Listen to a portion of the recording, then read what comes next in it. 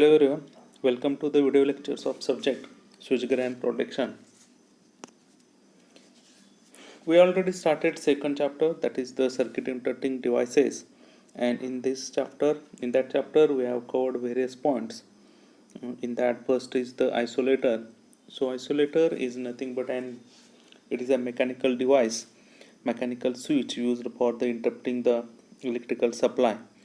And isolators can be classified as vertical, horizontal break type and pantograph type isolator. And isolators always open under the no load condition, and it is installed on the either side of the circuit breaker. So this is the first circuit interrupting device. Then secondly we discuss the fuses. So fuse is nothing but a short piece of metal inserted in the circuit which gets melted when the excessive current flows. So in that we have studied two types of fuses, that is the semi-enclosed rewirable fuse, and second is the HRC fuse, that is the high rupturing capacity fuse. It is used where the high current, we have to break the high rated current. So as its name indicates, high HRC, that is high rupturing, so high breaking capacity fuse. Then secondly we discuss the characteristics of the fuse. So we know that the fuse has inverse current time characteristics. Maximum is the current, then the minimum time is required for the to melt the fuse element. Then we discuss some third point is nothing but the arc. So arc is nothing but when the contacts of the circuit breakers are separated, the medium between these two contacts get ionized and electrical spark is produced, is called as an arc. So as this arc is produced, we have to extinguish this arc. So there are two methods for the extinguishing the arc. In that, first is the high resistance method and second is the low resistance method.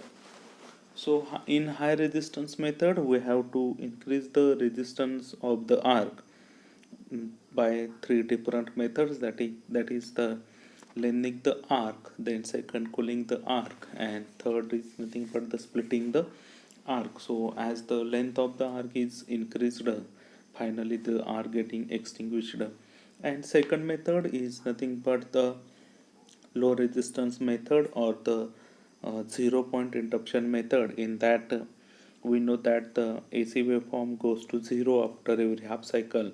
So at current zero, first cycle of the current zero, we have to interrupt the arc extinguishing medium so that the arc getting extinguished. So these are the two methods for the extinguishing the arc.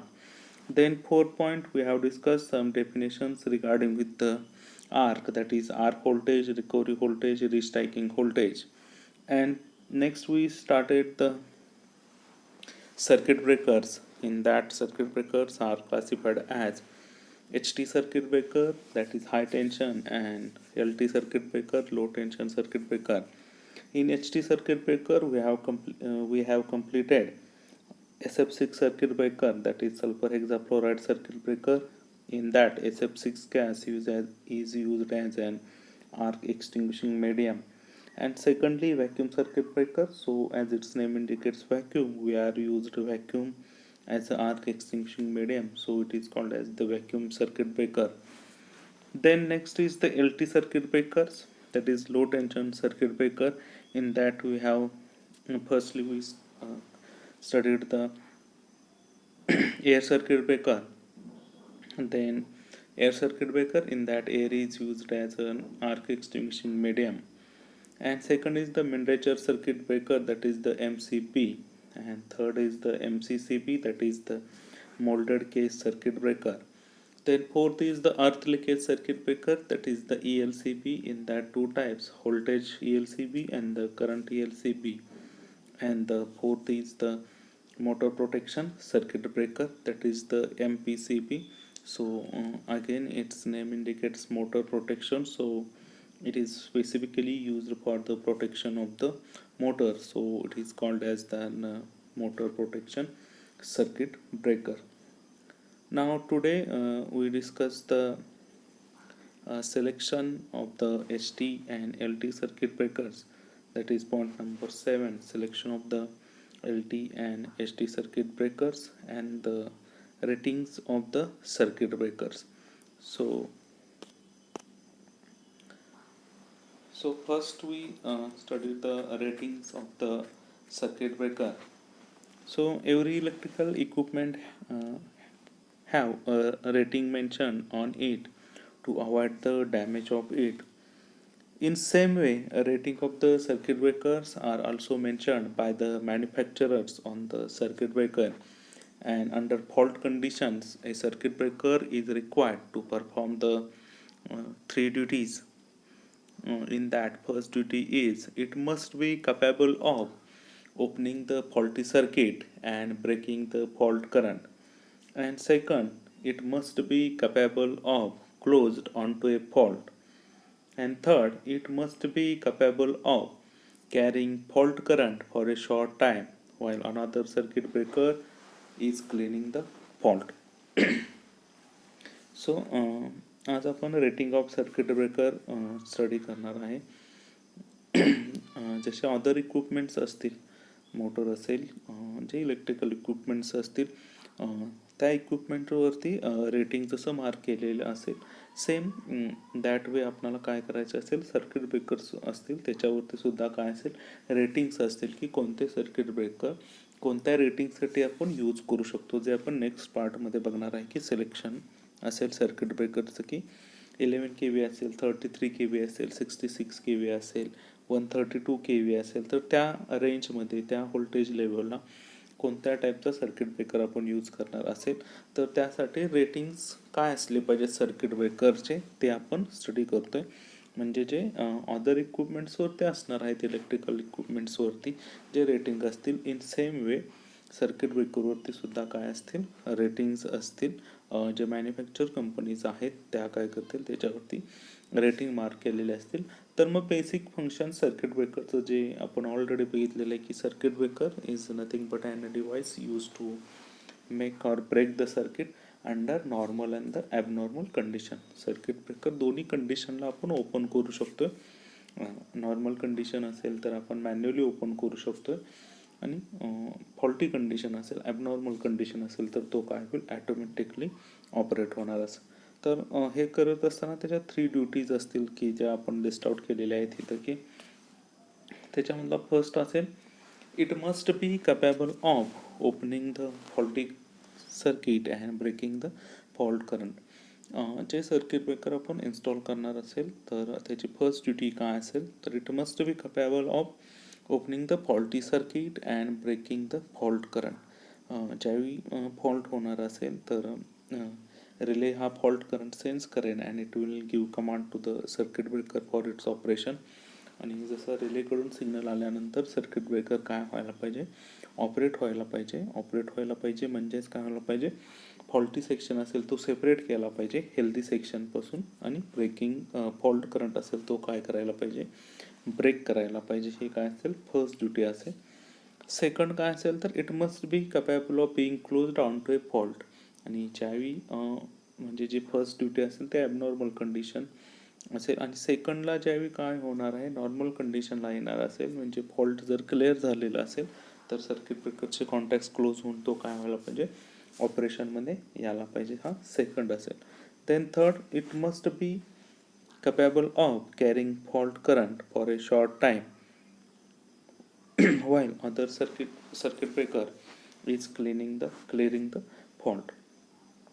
Third जो duty असेल तर तो काय असेल जसं आपण बघतोय की जे रेटिंग्स दिलेले असतील कोणत्याही इलेक्ट्रिकल इक्विपमेंटवरती ते रेटिंग्स जे असतील त्या रेटिंग नंतर ते इक्विपमेंट काय सपोज 230 व्होल्ट 5 अँपिअर हे कोणत्या तरी इलेक्ट्रिकल इक्विपमेंटचं रेटिंग असेल त्याच्या अबाऊ जर सप्लाय दिलेला असेल त्याच्या अबाऊ जर व्होल्टेज किंवा करंट जर इन्क्रीज झालेला असेल तर तो इक्विपमेंट काय होणार असेल डॅमेज होणार असेल. म्हणजे रेटिंगपेक्षा जर जास्त दिलेलं असेल तर तो इक्विपमेंट काय होईल डॅमेज होत असेल. पण जो रेटिंगपेक्षा जास्तच आपण देतो 230 व्होल्ट आणि 5 अँपिअर हे रेटिंग आहे त्याच्यापेक्षा जर जास्त होत असेल तर तो डॅमेज होत असेल. पण 230 पेक्षा जर जास्त व्होल्टेज झालं, 235 झालं किंवा 5.1 एम्पियर करंट झाला, तर हा एक्सेसिव्ह करंटसुद्धा काय केला पाहिजे, त्या इक्विपमेंटनं शॉर्ट टाईम पिरियडसाठी काय केला पाहिजे, विस्टँड केला पाहिजे. म्हणजे तो जर विस्टँड केला, म्हणजे सपोज टेम्पररी फॉल्ट होत असेल 1-2 सेकंदाचा, तर त्या कंडिशनमध्ये ते जर विस्टँड होत असेल तर काय व्हायला पाहिजे, सर्किट ब्रेकरनं तो करंट असेल तो विस्टँड केला पाहिजे शॉर्टर टाईमसाठी. आणि हे कधी केलं पाहिजे, तर ज्यावेळी आणखीन एक सर्किट ब्रेकर काय असेल, सिरीजमध्ये असेल, तो काय करत असेल, फॉल्ट क्लिअर करत असेल. तर हा थर्ड इम्पॉर्टंट पॉईंट असेल की शॉर्ट टाईमसाठी सुद्धा सर्किट ब्रेकरनं काय करायला पाहिजे, तो करंट असेल तो विस्टँड करायला पाहिजे. फॉल्टी करंट असेल तो विस्टँडिंग कपॅसिटी म्हणतो आपण, तो विस्टँड करायला पाहिजे. आणि तो विस्टँडिंग पिरियड संपल्यानंतर काय व्हायला पाहिजे, परत ॲटोमॅटिकली सर्किट ब्रेकर काय होईल, ओपन होईल. So these are the duties of the circuit breaker. That is, it must be capable of opening the faulty circuit and breaking the fault current. And second, it must be capable of closing onto a fault. And third, it must be capable of carrying fault current for a short time while another circuit breaker is in clearing the fault. So corresponding to these conditions, the ratings of the circuit breakers are defined as first is the breaking capacity, then second is the making capacity, and third is the short time capacity. So these are the ratings, that is the breaking capacity, making capacity, and the short time capacity. So we discuss one by one. That is, first is the breaking capacity. So breaking capacity, it is the current that a circuit breaker is capable of breaking at a given recovery voltage and under the specified conditions. Simple meaning असेल breaking कॅपॅसिटीचा की जसा हा word आपण use करतोय की break केला पाहिजे त्यानं. सर्किट ब्रेकरचं फंक्शनच जे आहे की तो काय करतोय, फॉल्ट करंट ब्रेक केला पाहिजे. तर तो फॉल्ट करंट कुठेपर्यंत, किती रेटिंगपर्यंत तो ब्रेक करतोय, तोच म्हणजे काय असेल, ब्रेकिंग कॅपॅसिटी असेल. म्हणजेच काय, it is the current that the circuit breaker is capable of breaking. एक अशी व्हॅल्यू असेल करंटची की ते सर्किट ब्रेकर काय करत असेल, ब्रेक करत असेल. Circuit breaker is capable of breaking at a given recovery voltage and under the specified condition. ज्या स्पेसिफाईड कंडिशन्स असतील, म्हणजेच पॉवर फॅक्टर असेल, रिस्ट्रायकिंग व्होल्टेज असेल, हे सगळ्या कन्सिडर करून जर सर्किट ब्रेकर तो करंट काय करत असेल, ब्रेक करत असेल, तर ती काय झाली, त्याची सर्किट ब्रेकरची ब्रेकिंग कॅपॅसिटी झाली.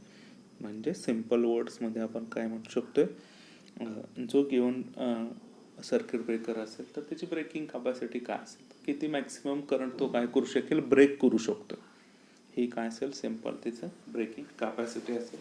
So it is the current that the circuit breaker is capable of breaking at a given recovery voltage and the other specified conditions. The breaking capacity is always stated at the RMS value of the fault current at the instant of the contact separation, and when a fault occurs there is a considerable asymmetry in the fault current due to the presence of DC component. And it is in common practice to express the breaking capacity in MVA by taking into account the rated breaking current and the rated service voltage. Thus, if I is the rated breaking current in amperes and V is the rated service line voltage in volts, then for a three-phase circuit, breaking capacity is equals to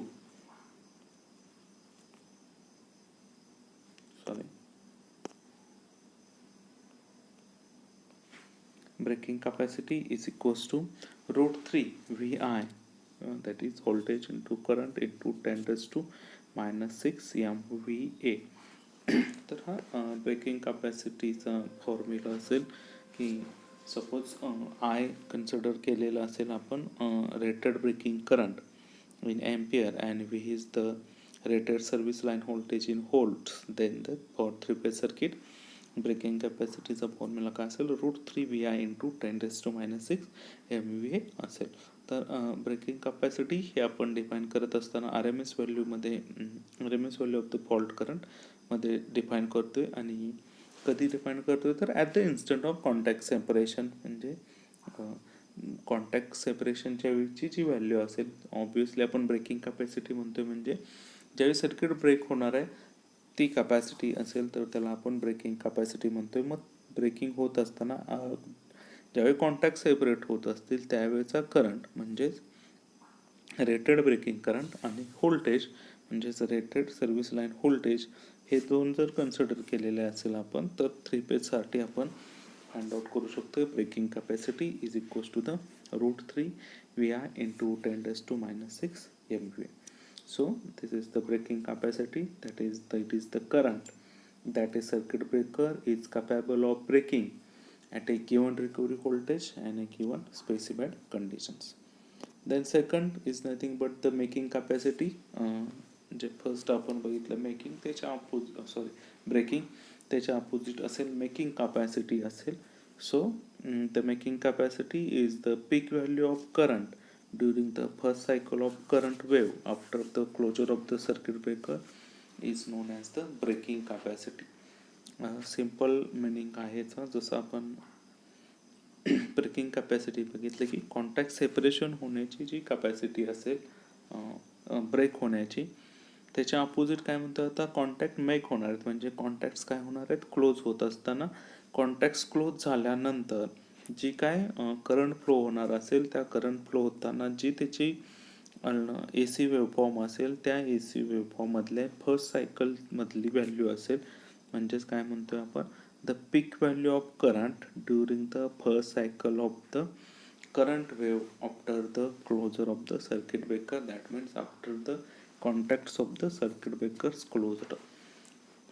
fault condition clear झाल्यानंतर ज्यावेळी circuit ब्रेकरचे contacts close होणार आहेत, contacts close झाल्यानंतर जी काय first cycle असेल त्याच्यामधला पीक current म्हणजेच काय असणार आहे मेकिंग कॅपॅसिटी असेल. म्हणजे जी ब्रेकिंग कॅपॅसिटी आपण बघितली त्याच्या अपोजिट असेल कॉन्टॅक्ट्स ब्रेक होतानाचे ब्रेकिंग कॅपॅसिटी आणि कॉन्टॅक्ट्स क्लोज होणाराचे म्हणजे मेक होण्याचे म्हणजे ब्रेकिंग कॅपॅसिटी असेल.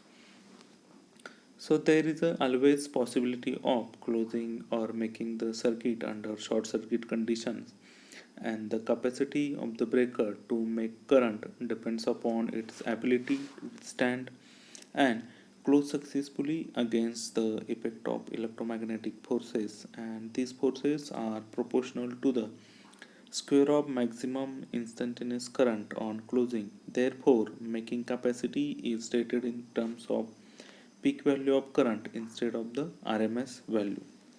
And it may be noted that the definition is concerned with the first cycle of current wave and closing the circuit breaker. This is because the maximum value of fault current possibly occurs in the first cycle only when maximum asymmetry occurs in any phase of the breaker. In other words, the making current is equal to the maximum value of the asymmetrical current. So जसं आपण breaking capacity study केलेलं आहे तसंच opposite त्याच्या असेल की making capacity असेल. मग काही वेळा पॉसिबिलिटीज अशा असतात की ज्यावेळी आपण कॉन्टॅक्ट्स क्लोज करतोय तर शॉर्ट सर्किट कंडिशन्सला सुद्धा कॉन्टॅक्ट्स काय करतो आपण ब्रेक करत असेल तर त्या कंडिशनला जे the capacity of the breaker to make the current depends upon the ability to withstand and close the successfully against the effects of the electromagnetic forces जे मेक करतोय आपण म्हणजे कॉन्टॅक्ट्स क्लोज करतोय तर ते असणारे इलेक्ट्रोमॅग्नेटिक फोर्सेस असतील जे कॉन्टॅक्ट्स ओपन आणि क्लोज करण्यासाठी आपण यूज करत असतील तर त्याच्यावरती सुद्धा काय असेल हा डिपेंड असेल. And these forces are proportional to the square of the maximum instantaneous current on closing. Obviously जे कॉन्टॅक्ट्स मेक करतोय आपण त्याला जो फोर्स असेल त्याच्या हा सुद्धा कशावरती डिपेंड असणार आहे त्या मेकिंग करंटवरती असेल. आणि मग फर्स्ट सायकलचीच व्हॅल्यू आपण का घेतोय मेकिंग कॅपॅसिटी जसं डेफिनेशनमध्ये आपण म्हणतोय की the peak value of current during the first cycle. मग फर्स्ट सायकलचीच व्हॅल्यू काय घ्यायची, तर फर्स्ट सायकलची व्हॅल्यू आपण काय घेत असेल तर फॉल्ट करंट जो फर्स्ट सायकल असेल तो मॅक्झिमम असेल की maximum value of fault current occur होणार असेल ते फर्स्ट सायकललाच. त्याच्यामुळे आपण काय करतोय ते फर्स्ट सायकललाच कन्सिडर करतोय की फर्स्ट सायकल असेल तेच काय असेल मेकिंग कपॅसिटीसाठी आपण यूज करतोय.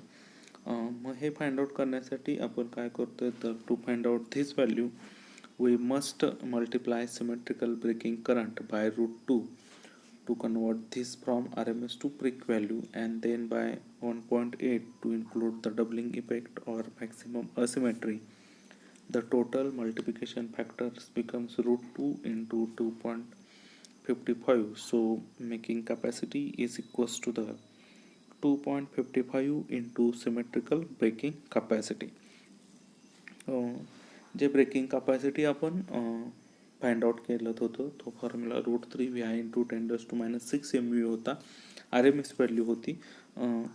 आता ती व्हॅल्यू आपणाला काय करायचं असेल मेकिंग कॅपॅसिटीमध्ये आपल्याला काय करायचं आहे पीक व्हॅल्यूला कन्वर्ट करायचं असेल तर आपण काय करतोय √2 कन्वर्ट करतोय. तर तो √2 हा आपण यूज करतोय आणि 1.8 हा डबलिंग इफेक्ट कन्सिडर करतोय आपण आणि हे दोन्ही कन्सिडरेशन करून आपण मेकिंग कॅपॅसिटी डिफाईन करतोय की 2.55 into the symmetrical breaking capacity. So this is the formula for the making capacity, and its definition is the peak value of current during the first cycle of the current wave after the contacts being closed is called as the making capacity. Then third is the short time rating. So it is the period for which the circuit breaker is able to carry the fault current while remaining current. Short time rating, so as its name indicates, very short time, fraction of second साठी जर fault circuit ब्रेकरची contact विस्टँड करत असतील तर ती काय होत असेल त्याची शॉर्ट टाइम रेटिंग होत असेल. म्हणजेच काय असेल sometimes a fault on the system is of very temporary nature and persists for only 1 or 2 seconds, and after which the fault is automatically cleared. In the interest of continuity of supply, the breaker should not trip in such a situation.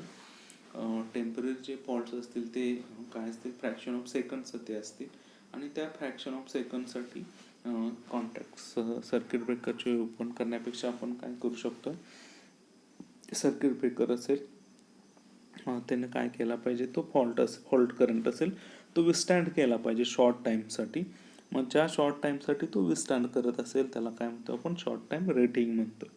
So it is the period for which the circuit breaker is able to carry the fault current while remaining closed.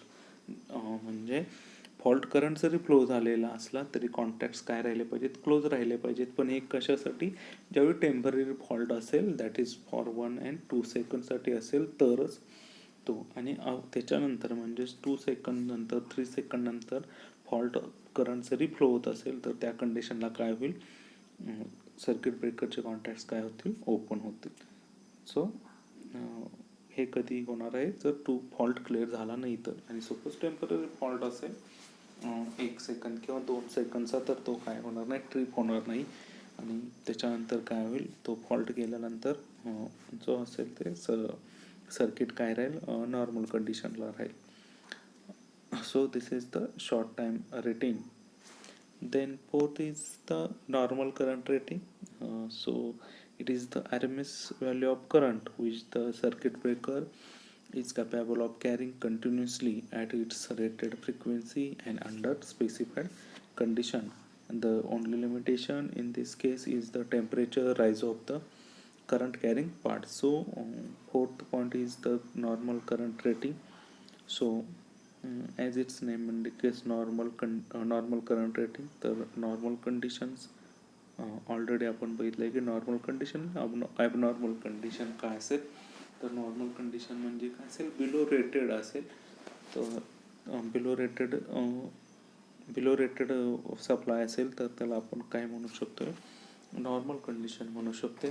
तेच तसंच जर आपण continue केलं तर आपण काय म्हणू शकेल, it is the RMS value of current which the circuit breaker is capable of carrying continuously at its rated. जे रेटेड आहे त्या रेटेडला जर कॅरी करत असेल किंवा रेटेडपेक्षा कमी असेल तरी चालू शकेल, त्याला आपण काय म्हणतोय, नॉर्मल करंट रेटिंग असेल.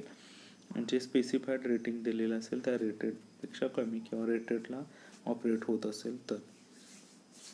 Continuous current rating of circuit breaker is the maximum continuous current a circuit breaker is designed to carry without tripping. This rating is sometimes referred as the ampere rating because the unit of measure is amps, or more simply as the amperes. Simple दुसरी definition आपल्याला काय सांगता येईल current रेटिंगची, की maximum value of current असेल that the circuit breaker is design to carry without tripping.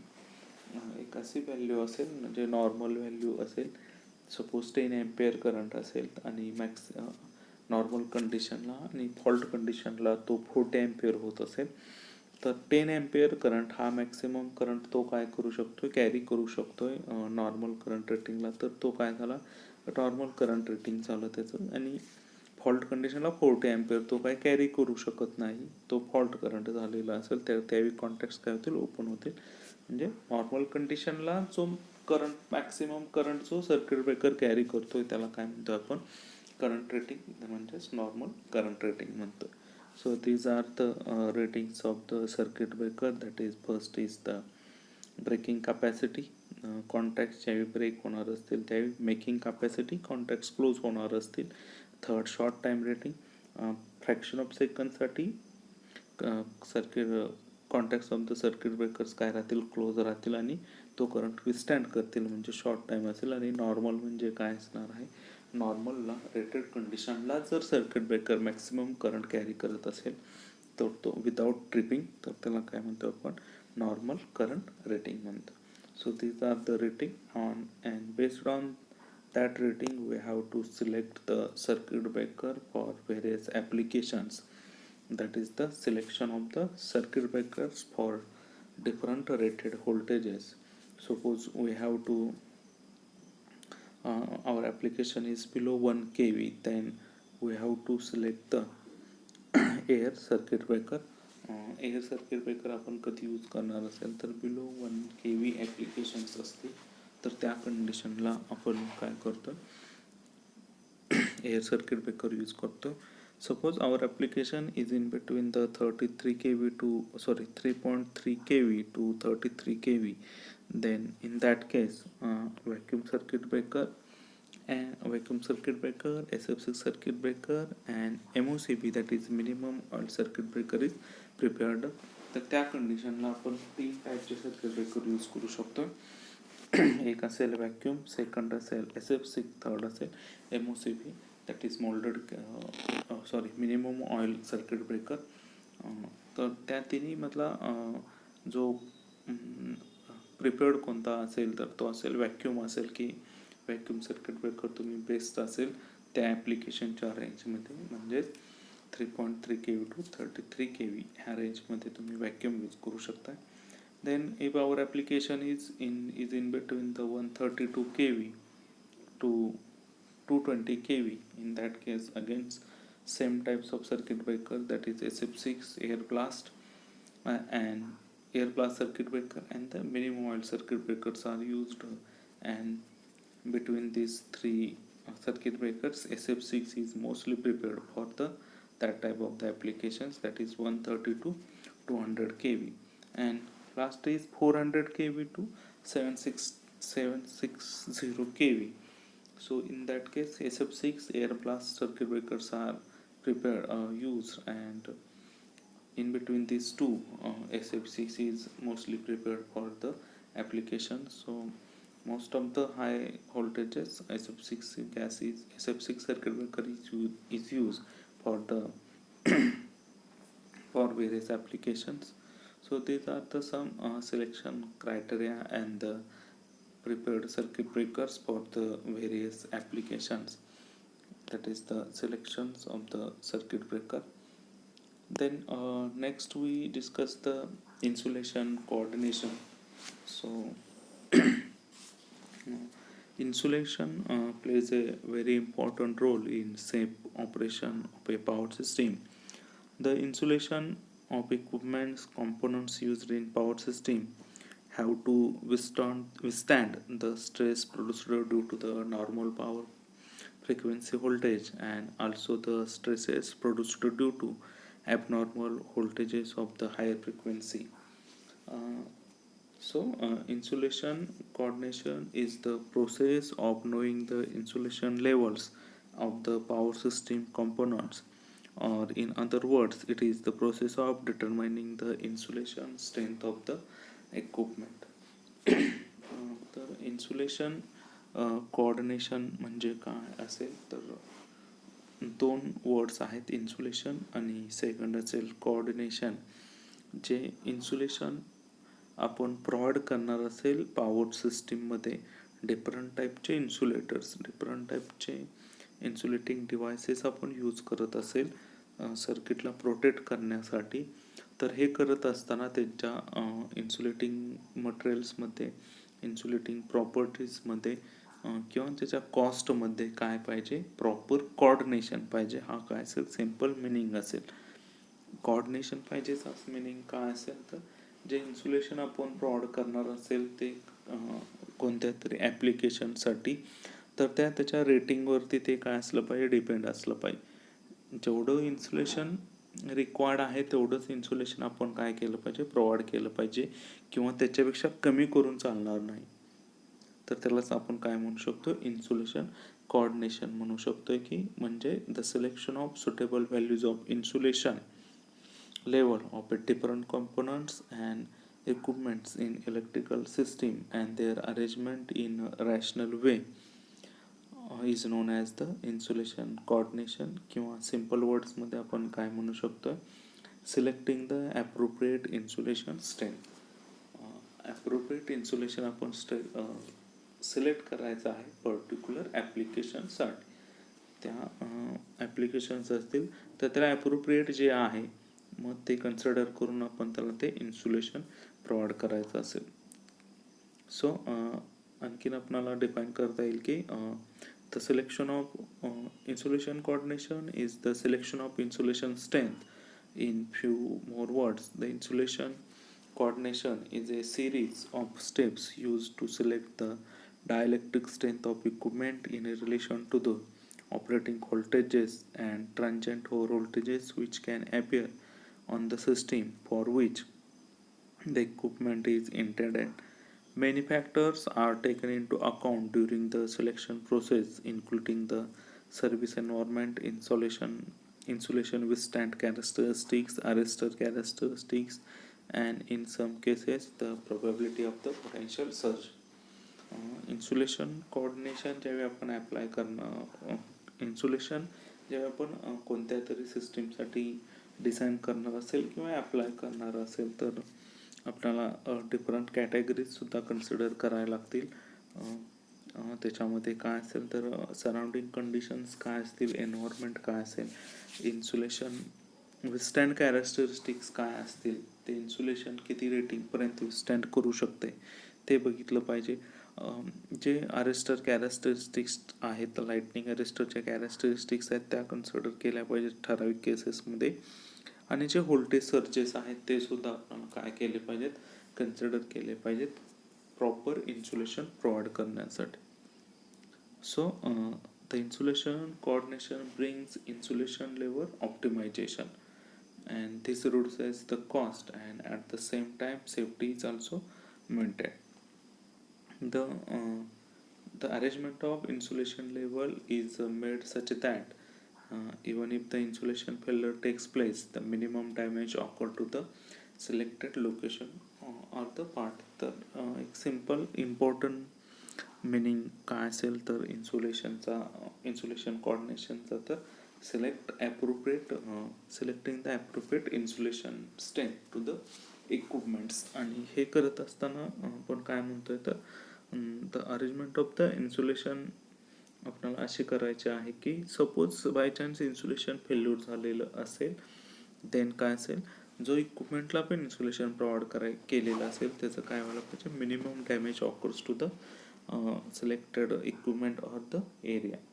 तर हा सिम्पल मिनिंग असेल इन्सुलेशन कोऑर्डिनेशनचा. आणि व्हेरियस क्रायटेरियाज आपल्याला कन्सिडर करायला लागतील ॲप्लिकेशन करण्यासाठी. कोणत्याही सिस्टीमला डिव्हाइसला आपल्याला इन्सुलेशन प्रोव्हाइड करायचं असेल तर तिथलं एन्व्हायरमेंट काय असेल, त्याच्या कॅरेक्टरिस्टिक्स काय असतील, इन्स्ट्रुमेंटच्या विस्टँड किती करू शकतो, त्याच्यानंतर अरिस्टरच्या प्रॉपर्टी, व्होल्टेज सर्जच्या प्रॉपर्टीज काय असतील, हे सुद्धा आपल्याला काय करायला लागेल, कन्सिडर करायला लागेल कधी इन्सुलेशन प्रोव्हाइड करत असताना. सो आणि सेकंड इम्पॉर्टंट कोणतं असेल तर ज्या ठिकाणी इन्सुलेशन आपण प्रोव्हाइड करत असेल आणि सपोज जर फेल्युअर झालेलं असेल इन्सुलेशन, तर मिनिमम डॅमेज ऑकर व्हायला पाहिजे त्या पर्टिक्युलर इक्विपमेंटला किंवा जो साईट असेल, लोकेशन असेल त्या लोकेशनसाठी. So, insulation coordination is the process of selecting the most cost-effective equipment and its application to avoid equipment insulation damage or effect of continuity of the services. Simple तोच point की आपण म्हणतोय की जे insulation system आपण provide करणार असेल ती काय असली पाहिजे, कॉस्ट इफेक्टिव्ह असली पाहिजे, डायलेक्ट्रिक स्ट्रेंथ जास्त असल्या पाहिजे आणि जे डॅमेज होणार असेल ते काय केलं पाहिजे, अवॉइड केलं पाहिजे आणि कंटिन्युटी ऑफ द सप्लाय काय केली पाहिजे, मेंटेन केली पाहिजे. सिम्पल मिनिंग असेल त्याचा की इन्सुलेशन प्रोव्हाइड करत असताना फर्स्ट काय असेल तर ते कॉस्ट इफेक्टिव्ह असलं पाहिजे, हाय डायलेक्ट्रिक स्ट्रेंथ असली पाहिजे आणि त्याने काय केलं पाहिजे, avoid equipment damage to the equipments आणि फोर्थ काय केलं पाहिजे, कंटिन्यू ऑफ द सप्लाय काय केली पाहिजे, मेंटेन केले पाहिजे. तर हे इम्पॉर्टंट पॉईंट असतील इन्सुलेशन कोऑर्डिनेशनमध्ये. The economic design of the reliable substation requires a study of various core voltages to which the insulation will be subjected, such as switching transient fault conditions, power frequency resonance conditions, lightning impulse. And at the planning stage, this analysis is very effective way to identify cost saving opportunities when specifying equipment ratings.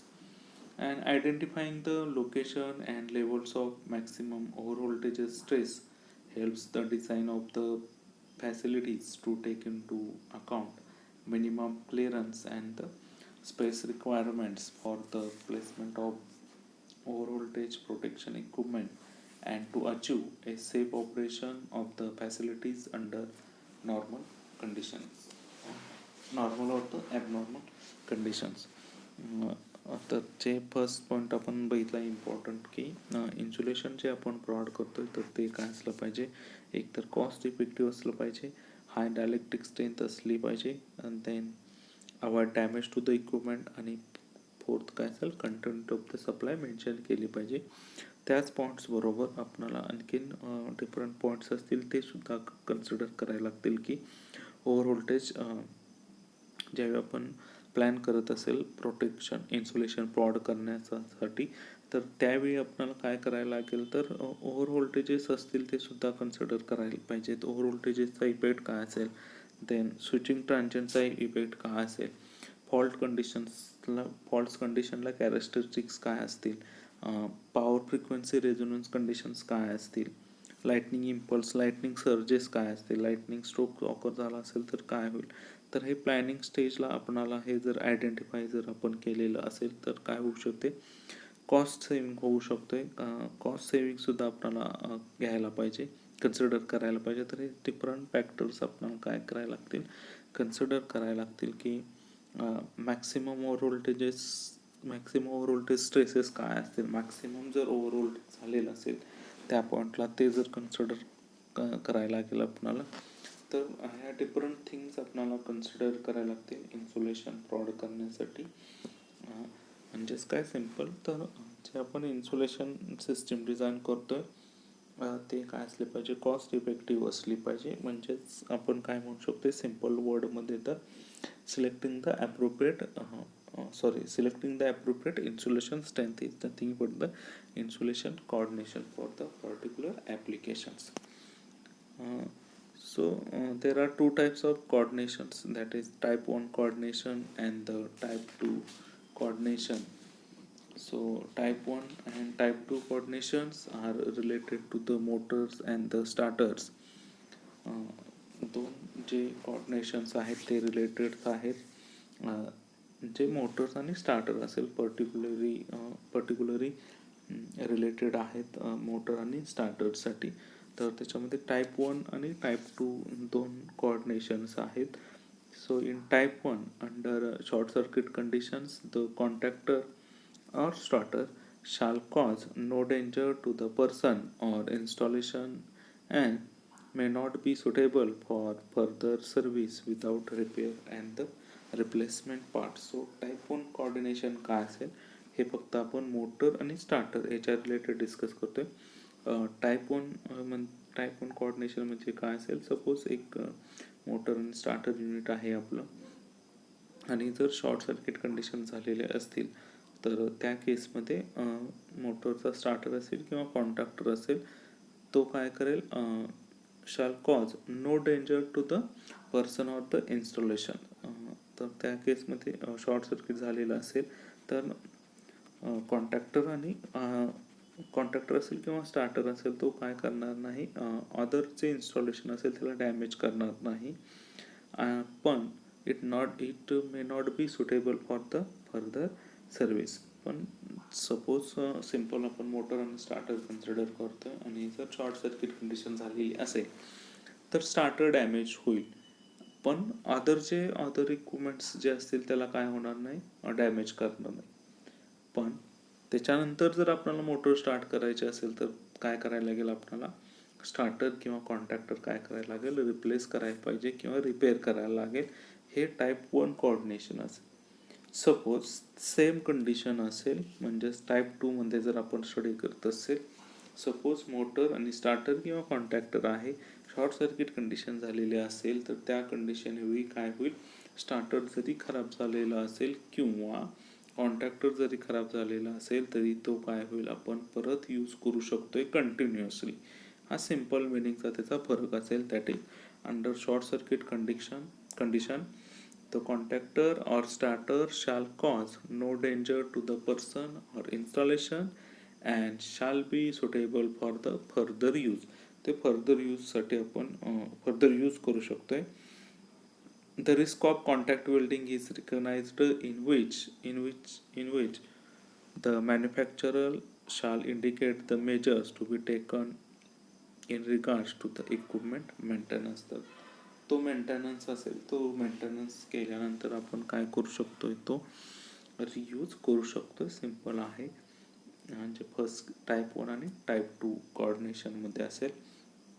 So in majority of the cases even if the short circuit current is carried out by the circuit, its value is comparatively on lower side, hence type 1 coordination can be used. Type 1 coordination आपण use करू शकतोय. But in higher rating motors and critical applications, the fault current magnitude is high. In such cases, type 2 coordination is prepared.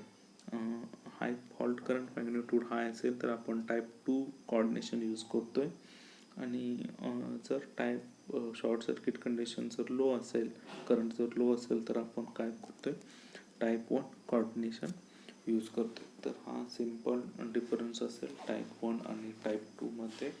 Type 1 मध्ये short circuit कंडिशनला motor आपल्याला start करता येणार नाही आणि टाईप 2 मध्ये आपल्याला काय करता येईल, जरी शॉर्ट सर्किट झालेली असेल तरी नंतर आपल्याला शॉर्ट सर्किट कंडिशन झालेली असेल तरी आपल्याला मोटर स्टार्ट करता येईल. हा सिम्पल डिफरन्स असेल टाईप 1 आणि टाईप 2 कोऑर्डिनेशनमध्ये.